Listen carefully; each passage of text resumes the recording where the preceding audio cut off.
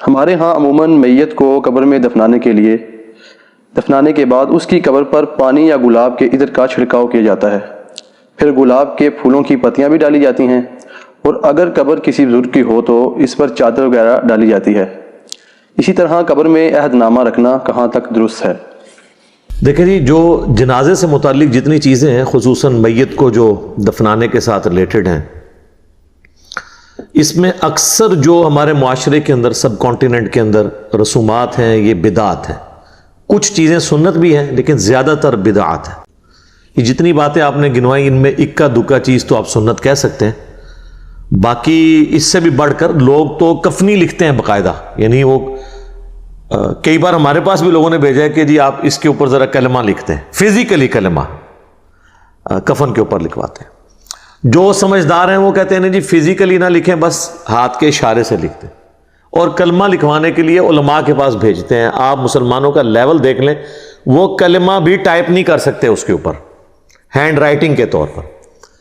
اسی طریقے سے بعض لوگ حج اور عمرے کے لیے جب مکہ شریف جاتے ہیں، وہاں سے زمزم کے اندر بھگو کے لے آتے ہیں کفن کو۔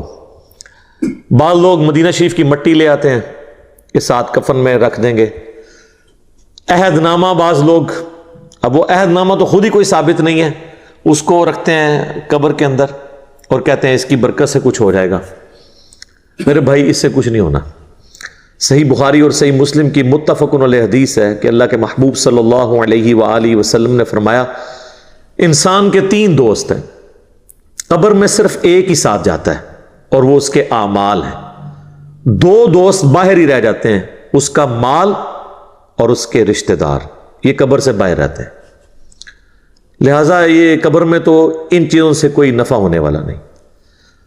جہاں تک پھول ڈالنے کا تعلق ہے، تو پھول کی تو اصل کوئی موجود نہیں ہے۔ اس کو جس حدیث پر قیاس کیا جاتا ہے نا، وہ بھی بہت دور کا قیاس ہے۔ وہ حدیث صحیح بخاری اور صحیح مسلم دونوں کے اندر موجود ہے کہ اللہ کے محبوب صلی اللہ علیہ وآلہ وسلم ایک جگہ سے گزر رہے تھے، تو آپ رک گئے اور آپ نے فرمایا کہ ان 2 قبر والوں کو عذاب ہو رہا ہے۔ یعنی اللہ تعالیٰ نے اپنے نبی علیہ السلام کو وہ غیبی خبر دے دی، دکھا دیا، اور فرمایا کہ کسی بہت بڑی بظاہر وجہ سے نہیں، ایک شخص جو ہے وہ چغلی کھاتا تھا اور دوسرا پیشاب کے چھینٹوں سے نہیں بچتا تھا۔ پھر نبی صلی اللہ علیہ وآلہ وسلم نے اپنے مبارک ہاتھوں سے ایک درخت کی ٹہنی توڑی اور اس کے 2 ٹکڑے کر کے دونوں قبروں پر ایک ایک ٹکڑا لگا دیا، اور فرمایا کہ جب تک یہ ہری رہیں گی، یعنی یہ بریکٹ میں جو اگلے الفاظ ہیں، یعنی وہ لوگ کہتے ہیں تسبیح کرتی رہیں گی، یہ بریکٹ میں ہوتے ہیں، اصل میں الفاظ ہیں کہ جب تک یہ سرسبز رہیں گی ان کے عذاب میں تخفیف ہوگی۔ اب اس حدیث کے تحت بعض لوگ یہ کہتے ہیں کہ چونکہ ہری جو ٹہنیاں ہیں وہ زندگی کی علامت ہے، اور وہ زندہ چیز جب اللہ کا ذکر کرے گی تو اس کی برکت سے قبر والے کو نفع پہنچے گا۔ اب یہ سب کچھ ایکسپلینیشن ہے، اس حدیث میں یہ الفاظ نہیں ہے، اور اس ایکسپلینیشن کے ساتھ آپ اختلاف بھی کر سکتے ہیں۔ اس کی وجہ یہ ہے کہ چیز کوئی ہری ہو یا سوکھ جائے، دونوں حالتوں میں اللہ کا ذکر کرتی ہے۔ سورہ بنی اسرائیل میں آیا نا کہ کوئی ایسی چیز نہیں ہے جو اللہ کی حمد کے ساتھ اس کی تسبیح نہ کرتی ہو، مگر یہ کہ تم اس کی تسبیحات کو سمجھ نہیں سکتے۔ سورۃ الرعد میں آیا کہ یہ جو بجلی گرجتی ہے، الرعد، یہ بھی اللہ کا ذکر کرتی ہے۔ صحیح بخاری کے اندر موجود ہے، حضرت عبداللہ ابن مسعود کہتے ہیں کہ بعض اوقات ہم اللہ کے محبوب صلی اللہ علیہ وآلہ وسلم کے ساتھ کھانا کھا رہے ہوتے تھے، تو وہ جو لقمہ ہم اٹھاتے تھے، ہم اس کی تسبیح کی آواز بھی سنتے تھے، یعنی حضور علیہ السلام کی موجودگی کی برکت سے یہ معجزہ عام لوگوں پہ بھی ظاہر ہو جاتا تھا، وہ اسے آبزرو کر لیتے تھے۔ تو کوئی خشک چیز ہو یا کوئی تر ہو، ہر چیز اللہ کا ذکر کرتی ہے۔ بعض محدثین کا یہ موقف ہے کہ یہ حضور کے ہاتھوں کی برکت ہے کہ آپ علیہ السلام نے اپنے مبارک ہاتھوں سے وہ ٹہنیاں لگائیں اور اس کی وجہ سے ان کے عذاب میں تخفیف ہو رہی ہے، تو یہ بات زیادہ وزنی لگتی ہے۔ بہرحال اس سے اصل ثابت ہو گئی کہ آپ ٹہنی لگا سکتے ہیں۔ پھول ڈالنا یہ تو فضول خرچی ہے، کیونکہ وہ تو آپ نے خرید کے ڈالنے ہیں اور پھر آپ کے وہ کام بھی نہیں آنا۔ ٹہنی تو پھر بھی جو آپ تشریح کرتے ہیں کہ جب تک ہری رہیں گی وہ تو ہری رہیں گی، پھول تو کچھ عرصے کے بعد ویسے ہی خشک ہو جانے ہیں۔ آپ کا مقصد پورا نہیں ہوگا تو ٹہنیاں ہی لگائیں، اتنی دور کا قیاس نہ کریں۔ اور پھر پھولوں میں ایک رسپیکٹ والا معاملہ بھی آ جاتا ہے، اور اسلام میں قبروں کی یہ والی رسپیکٹ نہیں ہے کہ لوگ جو ہے وہ اس کی اس قسم کی رسپیکٹ کریں۔ ویسے تو ہر مسلمان کی قبر کی رسپیکٹ ہے، صحیح مسلم میں حدیث ہے کہ کوئی کسی مسلمان کی قبر پہ بیٹھے اس سے بہتر ہے کہ انگاروں پہ بیٹھ جائے، یعنی قبر کی آپ توہین نہیں کر سکتے، وہ اپنی جگہ ہے، لیکن اس طرح کی رسپیکٹ بھی نہیں کر سکتے کہ معاملات اتنے آگے چلے جائیں۔ اور عموماً جو قبروں کے اوپر چادریں چڑھائی جاتی ہیں یا یہ پھول ڈالے جاتے ہیں وہ اس قسم کی رسپیکٹ ہے، اور اس طرح کی رسپیکٹ تو نبی علیہ السلام نے اپنی قبر کے بارے میں فرمایا، مسند احمد میں حدیث ہے، اللہم لا تجعل قبری وثن یعبد، اللہ میری قبر کو ایسا بت نہ بننے دینا کہ لوگ اس کی پرستش شروع کرتے ہیں۔ بخاری مسلم دونوں میں حدیث ہے، اما عائشہ کہتی ہیں کہ نبی علیہ السلام کی بیماری کے دن چل رہے تھے، آخری وقت آپ کا قریب تھا، اور آپ بار بار اپنے چہرے مبارک سے چادر ہٹاتے تھے تکلیف کی وجہ سے، اور کہتے تھے لعن اللہ الیہود والنصارى اتخذوا قبور انبیائہم مساجدا، اللہ کی لعنت ہو یہود و نصارہ پر، انہوں نے اپنے نبیوں کی قبروں کو سجدہ گاہ بنا لیا تھا۔ اور اما عائشہ کہتی ہیں حضور یہ اس لیے بات کر رہے تھے کہ آپ ہمیں ڈرا رہے تھے کہ آپ کی قبر کے ساتھ یہ کچھ نہ کیا جائے۔ اور آگے اما عائشہ کے الفاظ ہیں بخاری مسلم میں کہ اگر ہمیں یہ خطرہ نہ ہوتا کہ لوگ رسول اللہ کی قبر پہ سجدے شروع کر دیں گے تو ہم بھی زائرین کی زیارت کے لیے اس قبر مبارک کو اوپن چھوڑ دیتے، لیکن ہم ڈر رہے تھے۔ تو اس طرح کی رسپیکٹ نہ ہو کہ جس میں معاملات بہت آگے چلے جائیں۔ باقی یہ درست ہے کہ آپ ٹہنی لگا سکتے ہیں، اور یہ سنت مبارکہ ہے، اور حضور کی میں تو سمجھتا ہوں ہاتھوں کی برکت ہے۔ اس کو سپورٹی وہ حدیث بھی ہے بخاری اور مسلم دونوں میں، ایک حبشی عورت تھی جو مسجد نبوی کی صفائی کرتی تھی، اچانک فوت ہو گئی، صحابہ کرام نے رات کے وقت جنازہ پڑھ کے اسے دفنا دیا۔ نبی علیہ السلام نے کچھ دنوں کے بعد پوچھا کہ وہ عورت کدھر ہے، تو بتایا گیا یا رسول اللہ وہ تو فوت ہو گئی تھی۔ آپ نے فرمایا تم نے مجھے کیوں نہیں بتایا، میں بھی اس کا جنازہ پڑھتا۔ پھر آپ نے فرمایا مجھے اس کی قبر پہ لے جاؤ، حضور علیہ السلام قبر پہ لے گئے۔ حضور علیہ السلام کو صحابہ تو سمجھ رہے تھے کہ یہ تو عام سی عورت ہے، اس کی کیا امپورٹنس ہوگی، لیکن حضور علیہ السلام کے لیے تو جو دین کی خدمت کرنے والے لوگ ہیں ان کی امپورٹنس زیادہ ہے، چاہے وہ کچھ بھی ہو دنیاوی سٹیٹس کے اعتبار سے۔ پھر نبی علیہ السلام نے اس کی قبر پہ جا کے جنازہ پڑھا، اور جب آپ واپس پلٹے تو یہ حدیث بخاری مسلم دونوں میں، مسلم کے آگے الفاظ ہیں، آپ نے فرمایا یہ قبریں اندھیروں میں ڈوبی ہوئی تھی، اللہ نے میرے جنازہ پڑھنے کی برکت سے انہیں نور سے بھر دیا ہے۔ تو اس سے یہ بھی پتہ چلا کہ وہ کافروں کی قبریں نہیں تھی، کیونکہ کافر کو مرنے کے بعد نفع نہیں قبر میں پہنچ سکتا، مسلمانوں کی قبریں تھیں۔ اب میں صحابہ نہیں کہتا، آپ لوگ گستاخی کا فتویٰ لگا دیں گے، اس زمانے کے جو بریلوی دیوبندی اہل حدیث ہوتے تھے ان کی قبریں تھیں، یہی مجھے کہنا پڑے گا مجبوراً، ٹھیک ہے، حضور کے زمانے کے۔ تو آپ علیہ السلام کی دعا کی برکت سے یہ معاملہ اس طرح کا ہو گیا۔ تو یہ ٹھیک ہے، آپ قبر پہ جا کے بھی جنازہ پڑھیں، اور دیکھیں آٹومیٹکلی اللہ تعالیٰ نے میت کو نفع پہنچانے کے لیے یہ پھولوں والا کام کرنے کی ضرورت نہیں، کئی اور طریقے رکھ دیے ہیں۔ صحیح بخاری اور مسلم دونوں میں حدیث موجود ہے کہ ایک مسلمان کے دوسرے مسلمان پہ 5 حق ہیں، 5 حقوق ہیں، ان میں سے ایک یہ ہے کہ جب وہ مر جائے تو اس کا جنازہ پڑھے، تو جنازہ پڑھے گا تو اس کے لیے دعا کرے گا، اس میں تو وہ نفع اسے پہنچے گا، تو پھول ڈال کے ضرور نفع پہنچانا ہے۔ پھر سنن ابی داؤد میں حدیث ہے جب اپنے بھائی کو دفنا چکو تو اس کی قبر پر کھڑے ہو کر دعا کرو، قبر کے اندر جو سوالات ہیں ان کے جوابات میں استقامت کے لیے، یہ بھی اس کے لیے نفع ہے۔ پھر اس کے بعد بھی جب آپ کبھی قبر پہ جائیں تو صحیح مسلم میں موجود ہے آپ نے قبرستان والوں کے لیے دعا کرنی ہے، السلام علیکم اہل الدیار من المؤمنین والمسلمین وَإِنَّا إِن شَاءَ اللَّهُ بِكُمْ لَلَاحِقُونَ نَسْأَلُ اللَّهَ لَنَا وَلَكُمُ الْعَافِيَةَ۔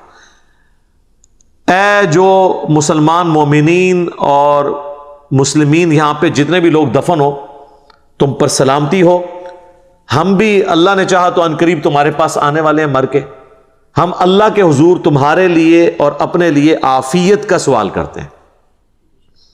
تو یہ دعا کا بھی نفع ہے، وہ آپ نے قبرستان جب بھی جانا ہے دعا کرنی، تو وہ بھی نفع اس کو پہنچ رہا ہے۔ اس کے علاوہ کچھ رسومات ہیں وہ بھی صحیح ہے، جس طرح صحیح مسلم میں حدیث ہے کہ حضرت عمر بن عاص کی جب موت کا وقت قریب آیا تو بڑی لمبی وہ حدیث ہے، اور یوٹیوب پہ میرا کلپ بھی ہے عمر بن عاص کی موت، تو اس میں وہ کافی دردناک حدیث ہے۔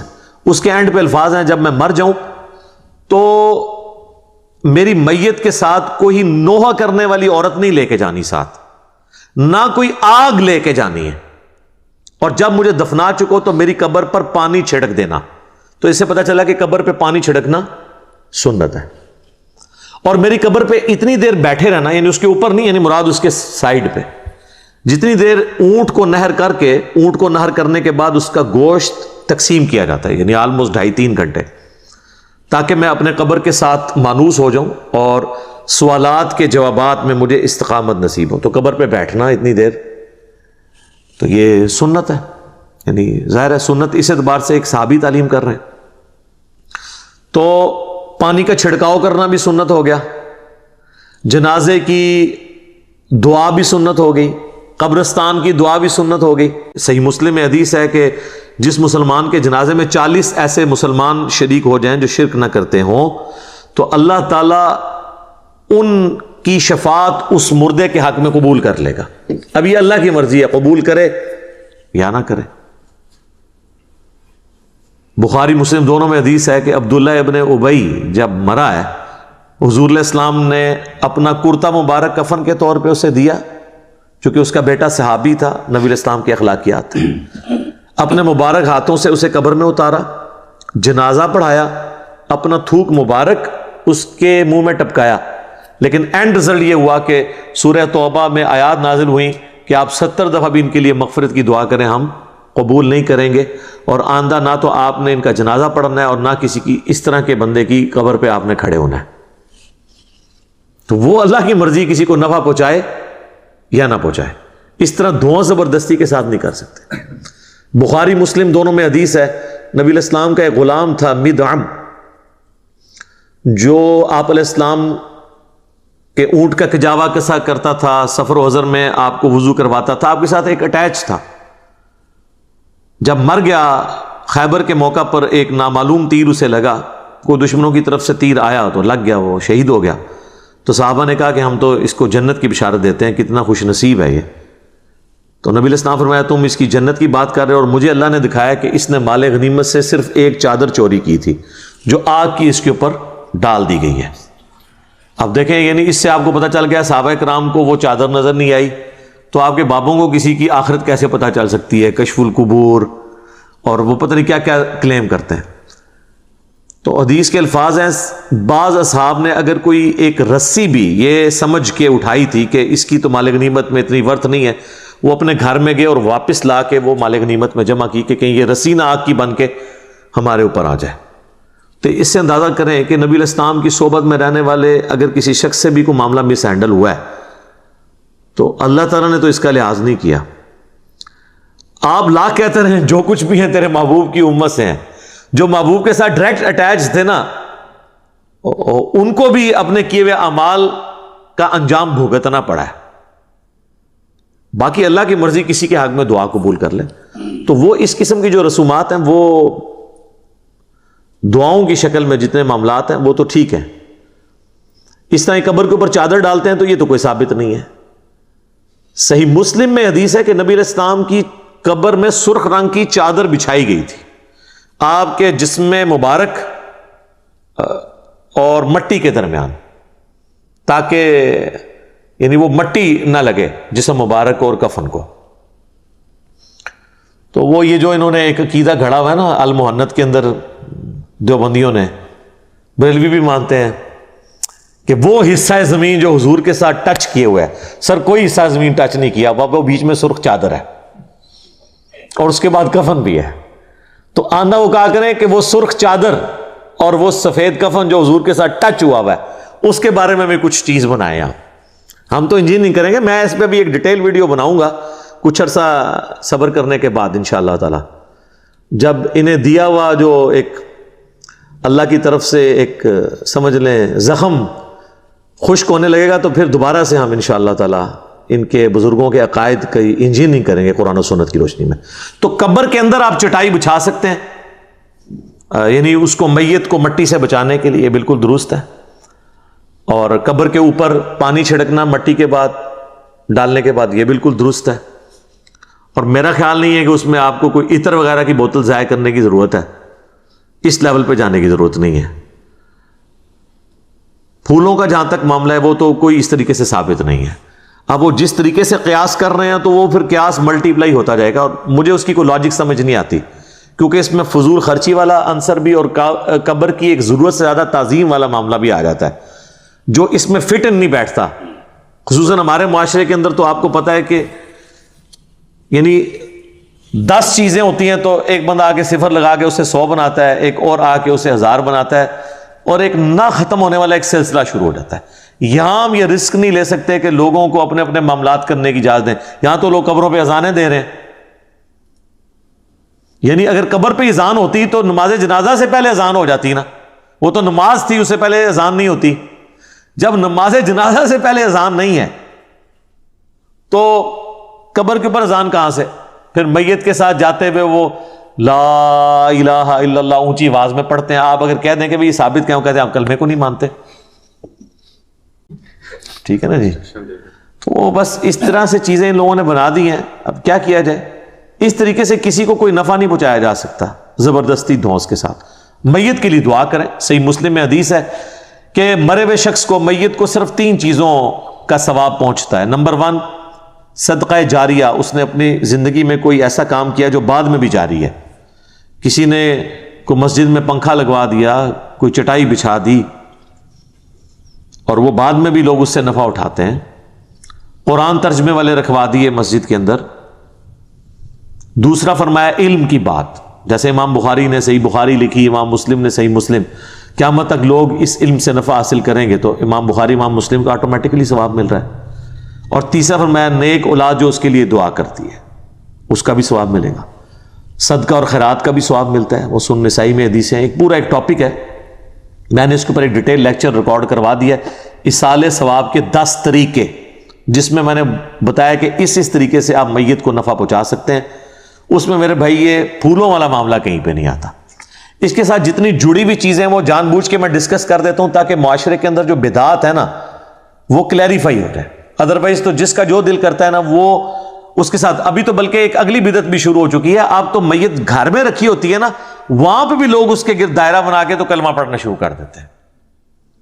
اور بعض اوقات اس شخص کی میت کے اوپر کلمہ اور قرآن پڑھ رہے ہوتے ہیں جس نے پوری زندگی قرآن کھول کے خود نہیں دیکھا ہوتا. تو اللہ تعالیٰ کو آپ کے اس قرآن پڑھنے سے کیا انٹرسٹ ہوگا جس شخص نے اپنی زندگی میں قرآن کو سیریس نہیں لیا. باقی دعا کریں, اللہ سے امید رکھیں, حسن ظن رکھیں کہ اللہ تعالیٰ اس کے لیے کوئی عافیت والا معاملہ فرمائے گا. لیکن ہمارا کام ہے ان چیزوں کو ہائی لائٹ کریں تاکہ اگر کسی کی اصلاح کا کوئی پہلو نکلتا ہو تو نکل آئے. باقی دعا زبردستی کے ساتھ تو ہم چیزوں کو بنوا نہیں سکتے. تو میں نے یہ ایک اوور آل ایک چیزیں کلیئر کر دی. تو اس کا اینڈ رزلٹ کنکلوژن یہ ہے کہ پھول ڈالنا ثابت نہیں ہے, ٹہنی لگانا ثابت ہے, پانی کا چھڑکاؤ کرنا ثابت ہے قبر کے اوپر, اور قبر پہ کھڑے ہو کے دعا کرنا ثابت ہے, قبرستان جاتے ہوئے دعا کرنا ثابت ہے. تو یہ وہ ساری چیزیں ہیں جو میت کو نفع پہنچانے کے لیے, کیونکہ اینڈ رزلٹ لوگ یہ سمجھتے ہیں کہ ہم نے اس پھول کے ذریعے اس کو نفع پہنچانا ہے, تو وہ پھر جس طریقے سے نفع بتایا گیا اسی طریقے سے آپ نے پہنچانا ہوگا. ٹھیک ہو گیا جی, جزاکم اللہ خیر.